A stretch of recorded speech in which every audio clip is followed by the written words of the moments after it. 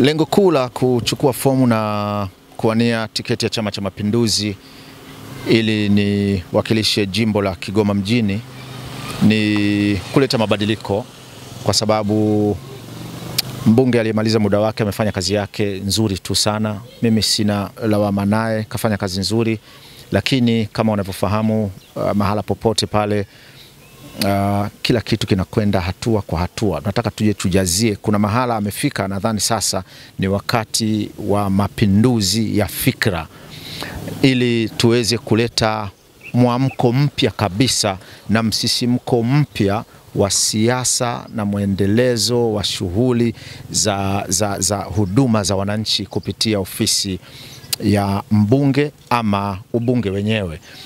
Unajua, kuwatumikia wananchi ni jambo linataka wito, utayari, nguvu. Wananchi wanakupokea namna gani? Kwa hivyo nadhani baada ya kujipima kwa miaka 5 iliyopita ambayo tulimwachia kaka yetu mbunge alimaliza muda wake akatuongoza, amefanya vya kutosha. Nafikiri sasa tunatakiwa kujazia kutoka hapa na kwenda mbele ya hapo. Matarajio yangu ni kuona namna ya kuibua fikra mpya za kuwasaidia vijana, kuonyesha fursa mbalimbali. Tunataka tuone namna gani tutalitumia ziwa Tanganyika kuwanufaisha wananchi wa eneo letu hili, lakini sio hiyo peke yake, ni pamoja na kuangalia fursa zilizoko kwenye kilimo cha kisasa. Kigoma pia tuna maeneo ya kilimo. Kigoma ni eneo la wakulima na wafanyakazi kama eneo mbalimbali ya huduma na shughuli kama hizo, lakini upande wa kilimo tuna eneo kubwa la kilimo, tuna bonde la Luiche na maeneo mengine ambayo kuna fursa nyingi mbalimbali bado hazijatumika kabisa.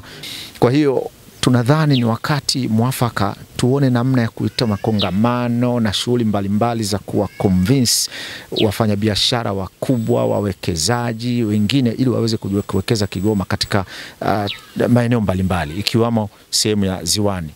Mimi ni moja kati ya wawekezaji hapa kwenye mji wetu. Nimewekeza upande wa elimu, nimeanzisha chuo hapa kina miaka 3 sasa, chuo cha waandishi wa habari. Hiyo ndio taaluma yangu mimi. Kwa hiyo kile chuo kimeajiri wafanyakazi wa hapa nyumbani, lakini kimetoa fursa za watu wenye maeneo mbalimbali, ambapo wale wanachuo wanapata maeneo, wanaishi huko kwa maeneo tofauti hapa, wanakula, wanafanya mahitaji yao mengine. Kwa tumechangia kwa kiasi ule mzunguko wa gurudumu la maendeleo la manispaa hapa mjini Kigoma. Lakini mambo mengine ni mengi ya kuweka mikakati na mipango ya kuhakikisha tunasaidia kuinua morali ya wananchi wa hapa kwetu.